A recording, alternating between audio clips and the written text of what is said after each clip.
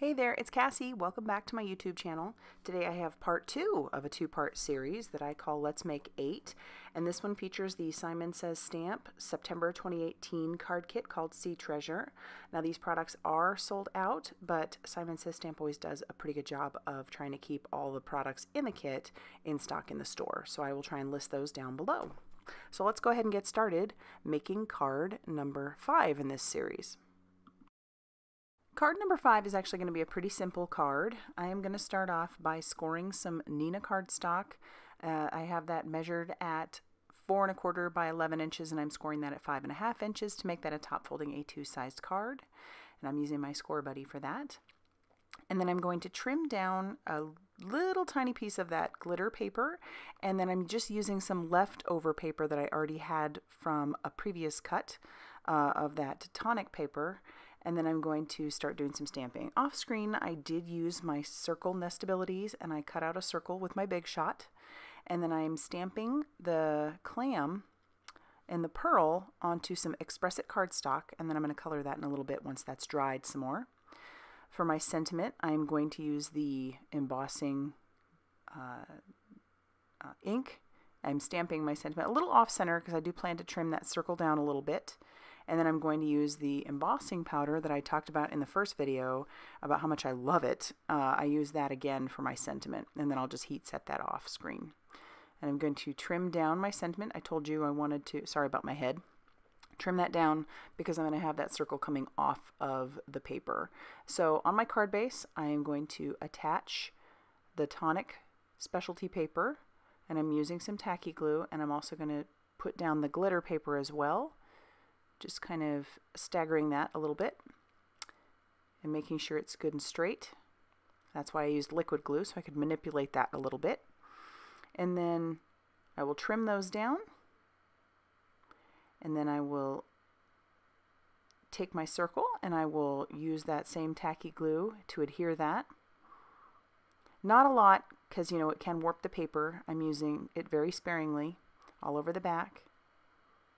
And then I will move on to color my clam.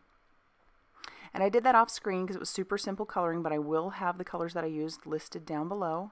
And I didn't want it just floating, so I did give it some grounding with my Copic, and that's E84, or it's E81. And then I'm using some foam tape to pop up my clam. And it just felt like it was way too white, so I grabbed my Spica turquoise pen, and I'm just kind of drawing a little bit of a border with some dots all around that. And then I'm going to move on to the inside. So for the inside, I'm using my Mini Misty, and I'm going to use the Distress Oxide inks that came in the kit. For the Little Mermaid that I'm stamping, I'm using the Tumbled Glass. I love stamping with these Distress Oxides because they are so vibrant. You can't do that with the regular Distress inks. It doesn't turn out the same. They're not formulated for stamping. And then I'll use the Stormy Sky for the sentiment on the inside. And I'll stamp that out a couple times just to make sure that is good and dark. And once I'm done with that, that's actually going to finish off card number 5.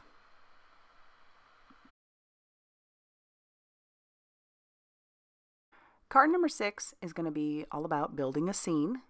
These images I just thought were wonderful for building all kinds of scenes, and so I thought I would give it a shot. I have some Express It paper in there, some cardstock, specially designed for Copic coloring. And like I've said before, and I probably sound like a broken record, I know people have their preferences, but mine is definitely the Express It. And I'm just using some masking paper there, and so I've trimmed that out off camera because, like I said, I want to build a scene, and this is going to be a single layer card. So I'm going to take that mask, and that is the Simon Says Stamp masking paper, and I'm just going to stick that over the top of my image so that that is protected from what I plan to do. So I'm going to do some sponging on the background using some of those Distress Oxide inks, and pardon my head, I do have some Post-it tape that I have trimmed down just a little bit just to kind of make it look not completely straight. And I'm just going to stick that down, and then I'm also going to take another piece of tape and I'm going to keep that straight because I want that to be like the water line. And then I'm going to grab my Simon Says Stamp Clouds for Days stencil. I've used this once before in the part 1, and I'm going to use it again because it's a great stencil, and that's from Simon Says Stamp. So I've got my mini ink blending tool along with the Tumble Glass Distress Oxide ink that came in the kit, and I'm just going to kind of sponge those clouds onto there. I think I need a little more practice. You'd think it'd be easier, and I'm sure for a lot of folks it is, but for whatever reason, I have a little bit of a time trying to get these things lined up. And not that it looks bad. I don't think it looks bad. It's just other people just seem to do it flawlessly, and for whatever reason, I just can't. I have them overlapping in areas like right there, and that looks kind of silly. So I think I need to plan out a little better how I put the cloud stencil on there and how I sponge it. But it's fine. It doesn't, I don't think it detracts from the scene too much. And you can see why I need the mask over the mermaid. So then I'll move that piece of Post-it tape up to the other side, because this is where I want my water in between there. And I'm using the Stormy Sky Distress Oxide ink that came in the kit, along with another mini ink blending tool, and I'm just going to sponge that all over. And it's going to end up being a flat color. I'm not going to add too much dimension or anything like that to it. And then I will peel away my stencil, my Post-it tape from down below, and then I'm going to heat that because that ink stays wet for a little bit, and then the tape won't stick to it. So then that leftover piece that I had from before, I will stick down, and then I will, just to give it a little bit of a horizon line there, or a sand line, my bad. And I'm using some Antique Linen Distress Oxide ink, and I'm going to sponge that all over the bottom for the sand. I thought that was a good color. And then in a little bit here, I will grab some Gathered Twigs Distress Oxide ink, because I want that color to not be so flat. With the mermaid there and the rocks, I want there to be a little bit of variation. So I'm just going to kind of sponge that around where she is. And then I will blend that out with the Antique Linen. And again, this is on Express It paper that's specifically designed for Copic coloring, but I thought it worked out just fine for the Distress Oxide inks as well. And then I'll pull all those masks away. And I was trying to salvage this mask because I do like to keep my masks if it's possible, but it just wasn't happening. This mask tore all over the place and ended up peeling, so there was no salvaging it. So I just peel off the rest of it, and as you can see, then I'm left with a white image underneath. And now I'm going to color her. I've sped this up about 4 times, and I have all the colors listed up above. And the reason I didn't color her first is because I thought, well, if I mess up the background, which doesn't take as much effort, then I haven't wasted the effort of coloring her. So now I will color her in. I'm using E02 and E04 for her skin tone. I did that on part 1 as well. And for her fin, I'm using the colors G94 and G99. And I think I forgot to mention that I stamped her out using Memento Tuxedo Black ink. I chose this because I knew that it would dry faster than the Lawn Fawn Jet Black. And this is what I first started using when I started Copic coloring back in the day. And I've always liked the Memento. I think it works out really nicely, and like I said, it dries really quickly. With the Lawn Fawn, I usually have to heat set that. It works very nicely with Copic coloring as well, but I usually have to heat set that. And onto her hair, I'm using E44, E47, and E49. I'm putting down a nice base of E44. And I have said before, I'm not real proficient in coloring hair, but it is definitely fun to practice. And the mermaids in this set, their hair is really nice to practice on. There's a lot of wave and everything else going on. So this, you can work on your highlights and your feathering and everything else. And so for my mid-tone, I'm using E47.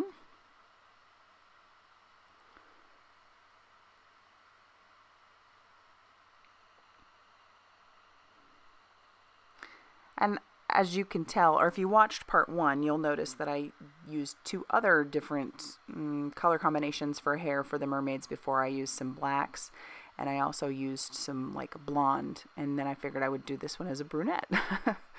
So that way you have different variations. And now I'm moving on to the E49 for my darkest tone. And then I will blend that out, back using the E44.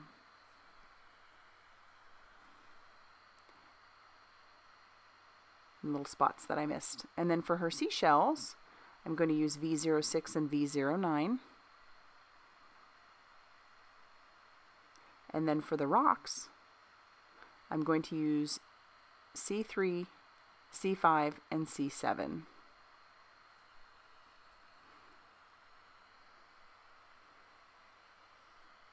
And I wanted to keep this fairly simple, but I did want a little bit more texture down below, so I've used the backing paper from the mask, and I'm just going to stick that over the top of her, and a paper towel over the top of the ocean and above, and I'm using some walnut, or some Gathered Twigs Distress Oxide ink with some water, and I'm just kind of splattering that over the top, just to kind of give some texture to the sand down below.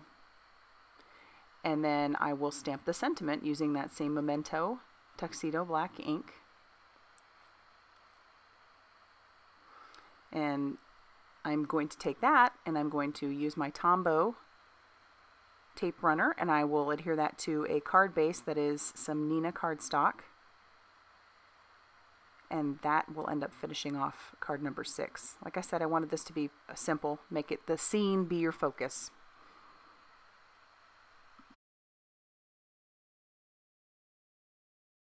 Card number 7 is going to be another scene card, and this time I'm going to do some watercoloring.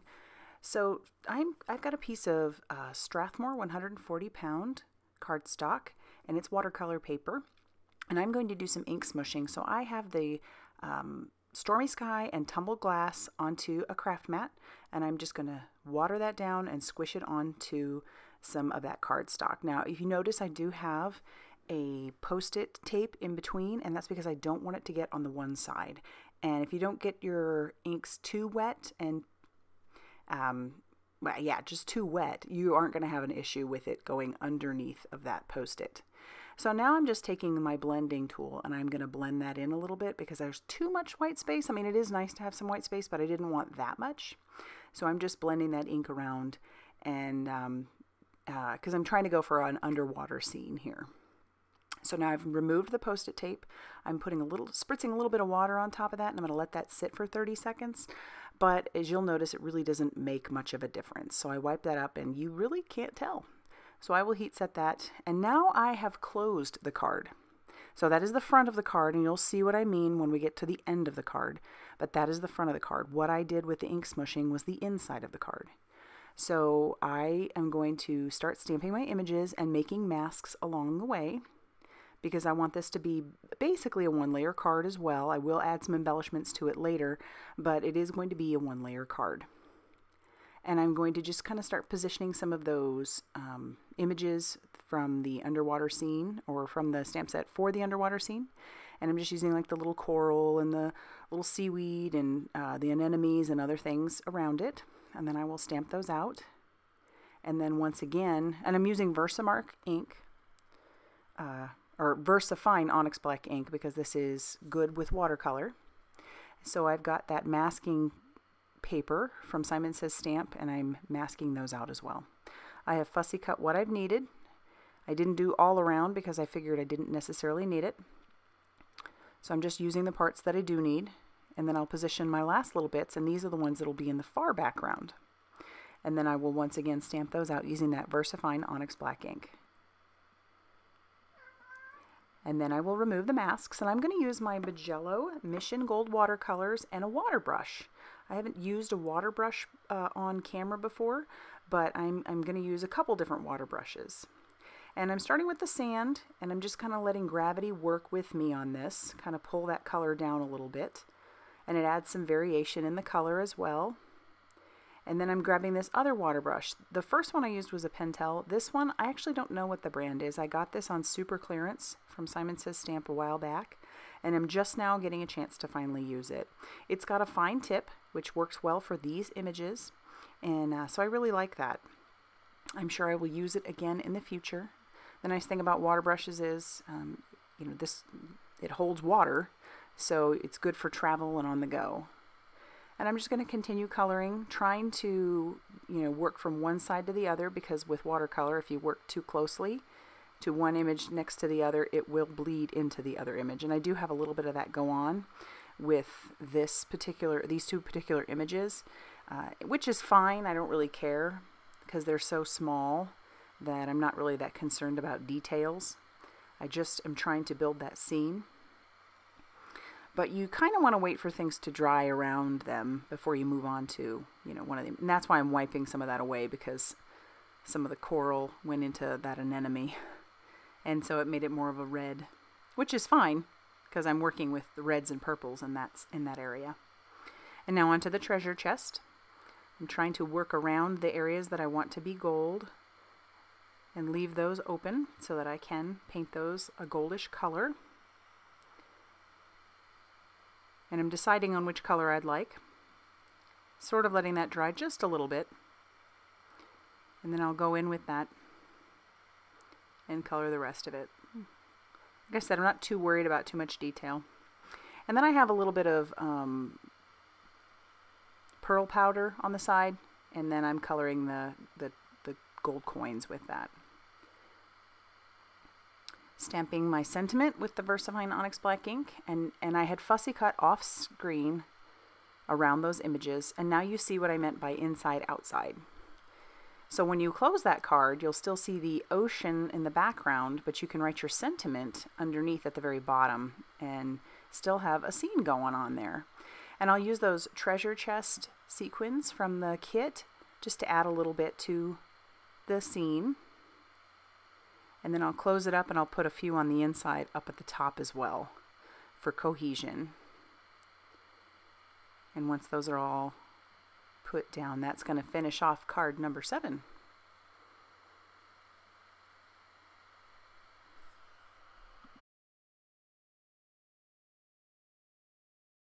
And for my final card in the Let's Make 8 series, I'm going to make a shaker card. So I off-screen used my Nestabilities, circle Nestabilities, and cut a circle out of that tonic specialty paper. And then I just used a pencil to kind of trace that circle on the inside of some Express-It cardstock, because I'm going to do some Copic coloring. And I've got my Memento Tuxedo Black ink where I'm stamping my sentiment, and I'm also going to stamp some of the little images, the little fish and turtles and things. They're kind of coming out of the circle, so I just wanted to have a little bit of a guideline as to where to stamp those images. And I'm going to do some, like I said, Copic coloring, and I'm going to be using all the same colors as I have before, so those have been listed earlier in the video if you're curious as to what colors I may have been using. And I've told you before I like cohesion, so when it comes to these card kits, I tend to stick to the same colors because I like to make them sets.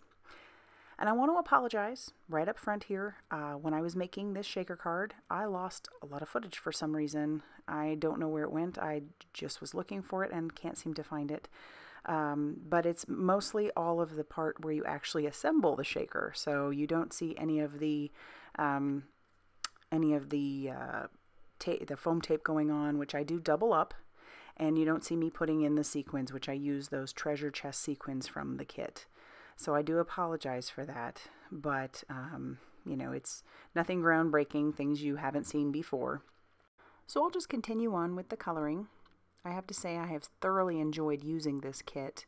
So many fun images to color, a lot of different scene building opportunities, which I enjoy doing, and obviously I did do a few of those.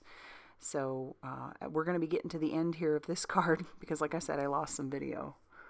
And I would love to know at the end which one you thought was the best. So to adhere my acetate, I'm just using some craft tacky glue, and then I'm going to take that acetate, which you could even use some packaging from, one of your stamp sets that you don't need anymore. And I'm just going to adhere that. And there's the shaker card. It's all done. Sorry for the missed footage. But it was definitely a fun one to make. So we're going to take a look at the last 4 cards in this series. And if you liked this video, go ahead and hit the like button. And if you haven't already subscribed, I would love it if you did so that you don't miss anything in the future. And as always, guys, I really do appreciate you stopping by and watching, liking, commenting, and all those things. Have a great day.